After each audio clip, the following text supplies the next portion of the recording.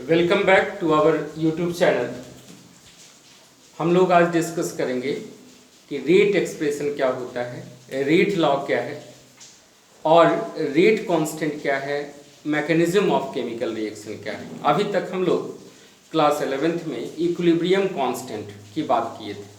यहाँ एक नया टर्म आता है रेट कांस्टेंट। तो यहाँ आप ये याद रखोगे कि केमिकल काइनेटिक्स में एक बड़ा अच्छा वर्ड अच्छा लगता है, हमें एक सेंटेंस अच्छा लगता है कि kinetics is not in the tune with the chemical reaction.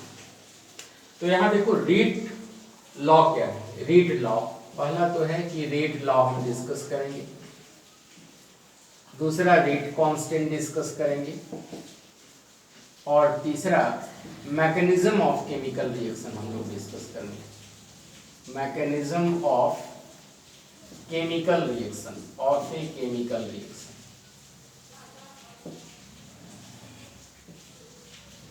बारी बारी से हम लोग आएंगे कि रेट लॉ क्या है। What is rate law? क्या ये लॉ ऑफ मास एक्शन के बराबर है या कुछ समथिंग डिफरेंट है? तो रेट लॉ क्या है या रेट एक्सप्रेशन इसको बोलते हैं, an expression relating to the rate of reaction and the concentration of the reactant is called rate expression और rate law। तो rate law को क्या डिफाइन करेंगे कि an expression relating to the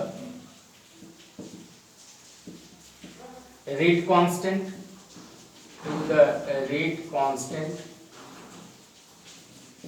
and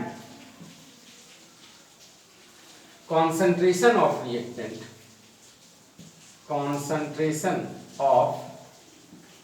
reactants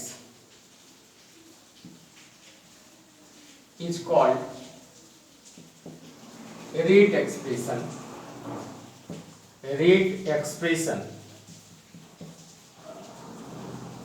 और rate law।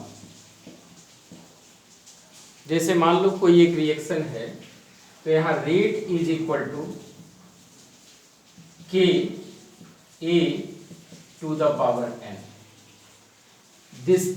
इसी को बोलते हैं, this K is called as rate constant. इसी को क्या बोलेंगे?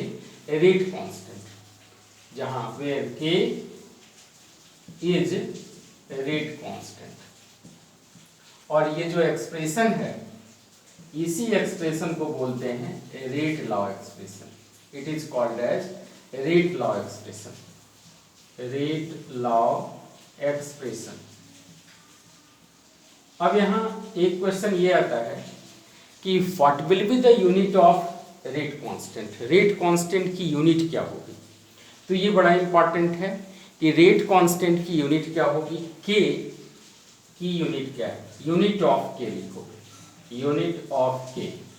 तो unit of K is equal to rate of reaction को डिवाइड कर देंगे किससे? Concentration A to the power N, जो काइनेटिक्स के ट्यून में होगा। ठीक है, तो यहाँ यूनिट ऑफ रेट ऑफ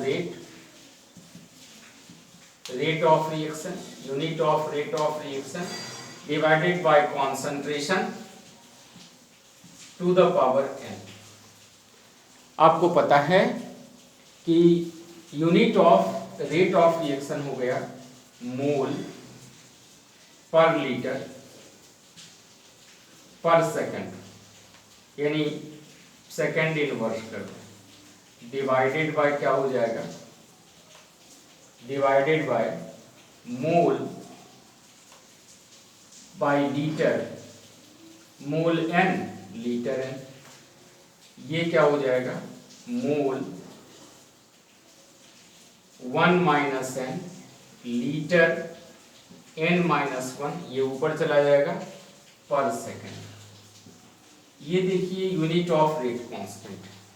अगर हमारा जीरो ऑर्डर रिएक्शन होगा तो जीरो ऑर्डर रिएक्शन होगा तो आप क्या करोगे यहाँ पर कि जीरो ऑर्डर अगर रिएक्शन है, इस तरफ लिख दूं मैं, जीरो ऑर्डर अगर रिएक्शन होगा तो यहाँ के rate constant for zero order reaction, rate constant for unit of rate constant for zero order reaction.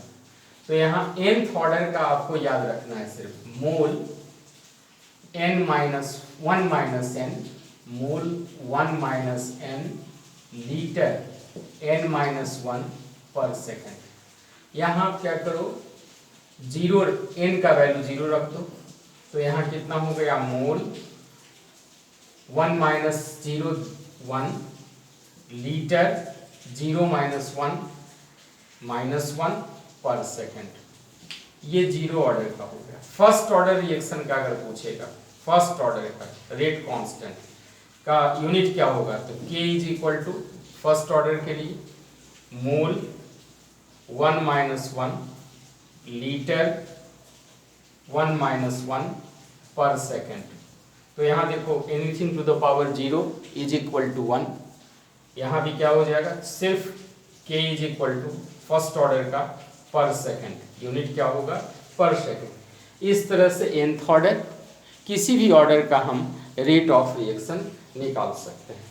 अब आगे हम लोग चलते हैं कि मैकेनिज्म ऑफ केमिकल रिएक्शन क्या है, रिएक्शन का मैकेनिज्म ऑफ केमिकल रिएक्शन।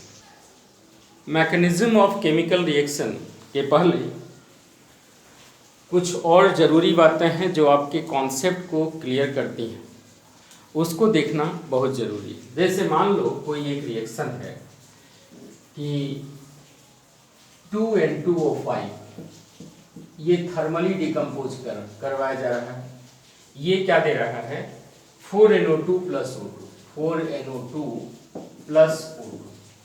ये भी गैसियस हैं, ये भी गैसियस हैं, ये भी गैसियस है।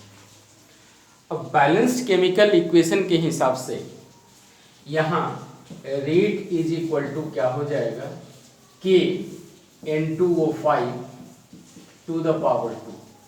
ये हो गया केमिकल इक्वेशन के हिसाब से, ये balanced chemical equation, balanced chemical equation के हिसाब से, केमिकल इक्वेशन के हिसाब से, but it is not the rate of reaction. Experimentally जो हम डिटरमाइन करते हैं, एक्सपेरिमेंटली प्रयोगात्मक रूप से, तो यहाँ रेट लॉ एक्सप्रेशन हमें लगेगा, rate law expression, according to rate law expression जो प्रयोग से देखा गया, एक्सपेरिमेंट से देखा गया कि rate is equal to K N2O5 का molar concentration to the power 1। इसका मतलब क्या है कि जो शुरू में मैं लाइन बोला था कि kinetics is not in tune with the chemical equation, वो सही बात है। यानी यहां लिख देंगे kinetics is not in tune with chemical equation.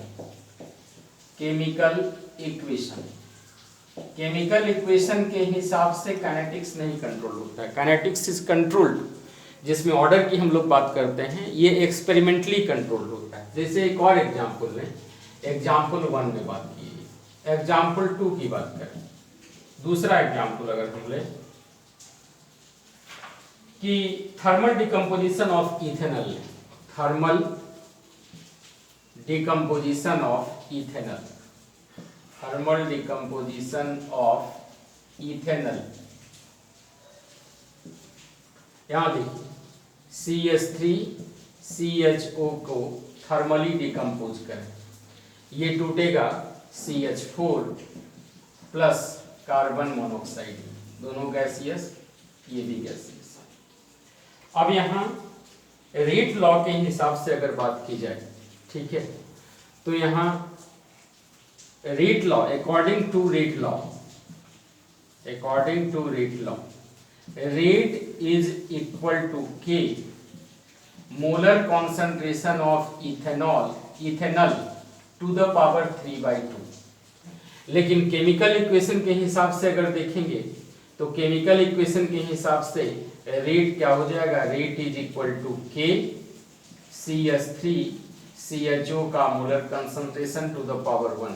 लेकिन it is not the in accordance with the chemical kinetics. Chemical kinetics में हम लोग एक्सपेरिमेंटली बात करते हैं, तो ये होगा रेट लॉ के अनुसार रेट एक्सप्रेशन इसका होगा रेट इज इक्वल टू के CH3CHO का पावर 3/2, यानी फ्रैक्शनल ऑर्डर रिएक्शन ये हुआ।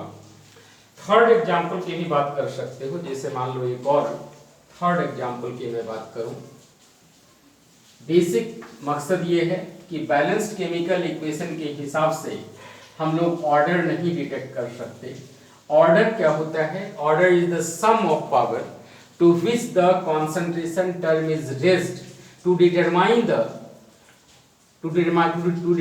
The order of reaction experimental verification. जैसे मान लो एग्जाम्पल थर्ड की बात करें, थर्ड एग्जाम्पल अगर हम लें कि जैसे H2O2 को हम आयोडीन के साथ रिएक्शन कराते हैं, H2O2 को आयोडीन के साथ रिएक्शन कराएं, तो H2O2 ले लीजिए, H2O2